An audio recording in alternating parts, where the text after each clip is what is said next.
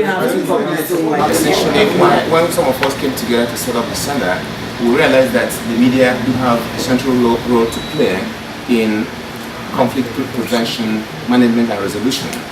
And essentially, in my many years of practice as a journalist, both in Nigeria and the United States, I came across that journalists can play a role either in bringing about conflict or bringing about peace.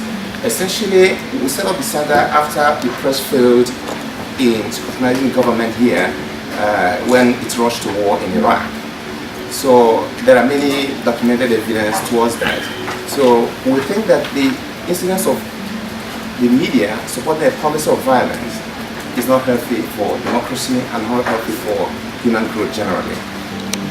We concluded on Wednesday, and then yesterday we were signing an MOU on how we can collaborate on the Mandela Fellowship Program. And then, taking advantage of that, I was asked to come and share perspective on the relationship between Africa and the International Criminal Court. But before I proceed to say anything, let me emphasize this. That of course the relationship between ICC and Africa on the continent is very hot. It has never been hotter than it is now. It's very hot for a number of reasons, but of course there has also been misrepresentation and misinterpretation of Africa's challenges, problems and relationship with the International Criminal Court.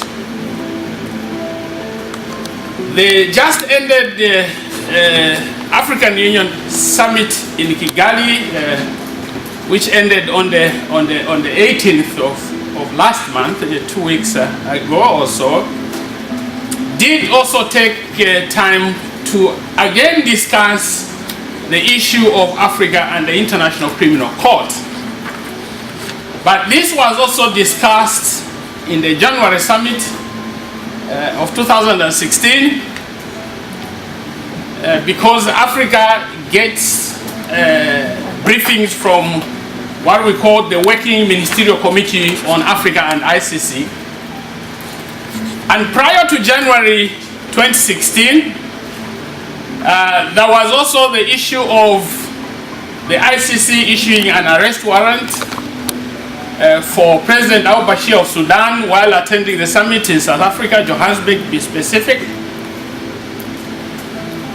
And South Africa did not act to the manner in which the court wanted South Africa to act, and there has been a lot of talk. It is true that we have, and I do thank my good friend Steve Lamoni here, we do talk a lot. And I must say that this is one of the few times where I have been involved in a discussion of this sort of the ICC, on the ICC. And I would hope and pray that this is not the last.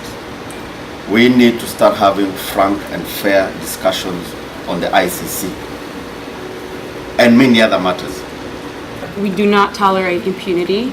As an African country, and I think Shilingi said it very well, and also Lawrence, that we have our own experience in Africa, and we do not condone to criminals' actions or crimes, but we do need to have another way because the International Court, Criminal Court justice is not working in its way or the structure as it is today. We've seen a lot of procedural processes where it's not going in the right way. And we want to have justice, we want to have right, but it's not just doing it in this way.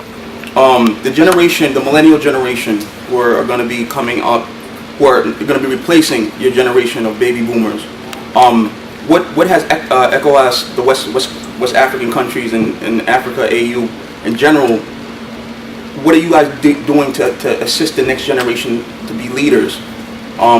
You know, I know we're talking about, you know, the ICC, and a lot of countries have said that it's not really working.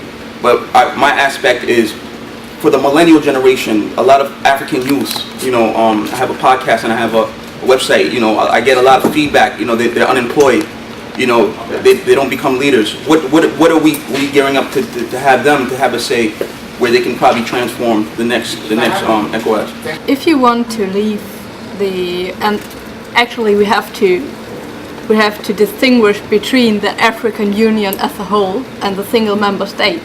Because you said the European Union is a state. No, the European Union is no state and the African Union is neither. So we have to distinguish between an organization of states and a state.